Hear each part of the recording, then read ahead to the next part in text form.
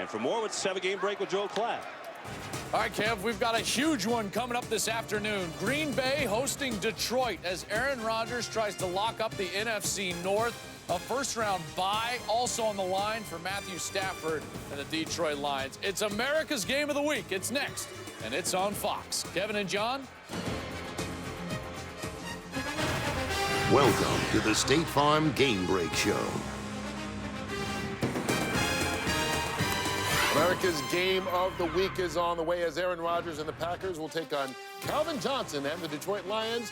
The winner captures the NFC North title and a first-round bye for the playoffs. And as long as that game doesn't end in a tie, the Seattle Seahawks, they can clinch the #1 seed and home field advantage throughout the playoffs with a win over the Rams. Some of you will see that game. Others will catch the Cardinals against the Niners. Ryan Lindley gets the start for Arizona, and our own Jay Glazer is reporting Jim Harbaugh will be fired as soon as tomorrow, meaning this would be his last game in front of the home folks in San Francisco. As we welcome you to the State Farm post-game show, let's catch you up on the highlights. A couple of teams in the fight for that last wild card spot in the AFC. All San Diego had to do was beat Chase Daniel in Kansas City, and they were in. Chase Daniel getting his start. Young man out of South Lake Carroll finding Bo fumbles and recovered by Travis Kelce in for a touchdown. So it's 10-0 early. Kansas City on top of San Diego.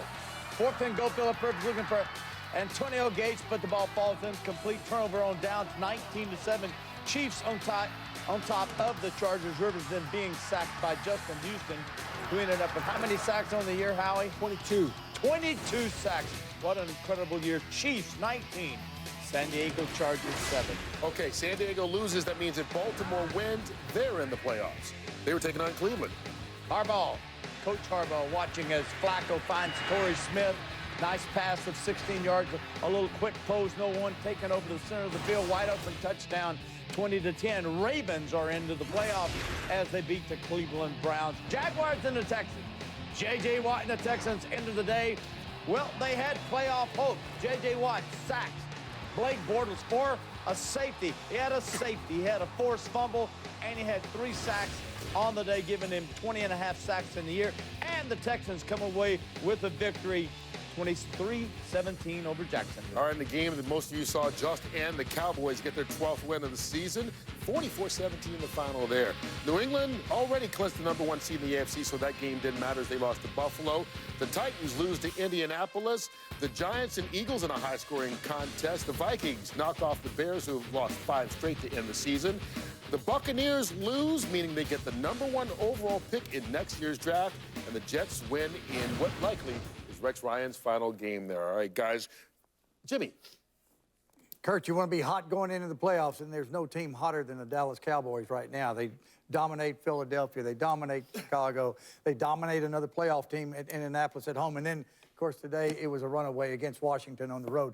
They're a hot team going in the playoffs. They're playing well on offense and on defense. And I must say, I was a little surprised how long they kept the starters there. But when they took the starters out, the backups came in there and played just as well. So they are hot, Jimmy. They have to feel really good going into the playoffs. And as I mentioned before, the last guy to win the Defensive Player of the Year and the league MVP in 1986, Lawrence Taylor, old teammate of yours. Yep. He's as good a player as I've ever seen in the front seven. J.J. Watt is in that conversation now. You make sure everybody talks about him after the day he had today and the season that he had. All right, kickoff of America's Game of the Week is next. Most of you will see the Packers and the Lions for the NFC North crowd.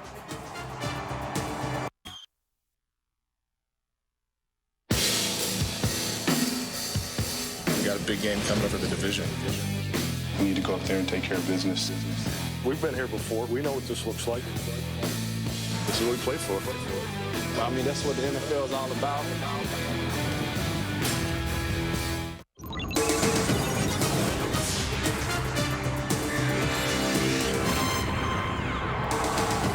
It is just flat out cold. 27 degrees, it will drop as we go. It's America's Game of the Week. It's Lambeau Field, Week 17. And the divisional title is on the line with the Lions and the Packers. And now welcome inside the broadcast booth, everybody. I'm Joe Buck. That's Troy Aikman. Freezing down on the field is Erin Andrews. We'll get to her in just a second. Detroit Lions and their fans are tired of hearing people like me talk about the fact that the Lions haven't won in Wisconsin since 1991. These players don't care about that. Some of them weren't even born in 1991. But how is it different here today with the division on the line? How do the Lions come in here and win at Lambeau? Well, this is the best defense that Matthew Stafford has brought with him here to Lambeau. The other part of it, Joe, is he's got all of his skill players, and more importantly, they're healthy. That hasn't happened much this year, and even last week, they ran the ball pretty effectively. But make no mistake, this game's about Matthew Stafford. It's why he was drafted #1 overall 6 years ago, and that is to bring a title to the Motor City. With a win here today, he gets a chance to win the division title. 41 points a game here at home. That's the story for the Packers, undefeated here at Lambeau. The guy that makes that go is Aaron Rodgers, playing with a strained left calf. For more on number 12, down to our Aaron.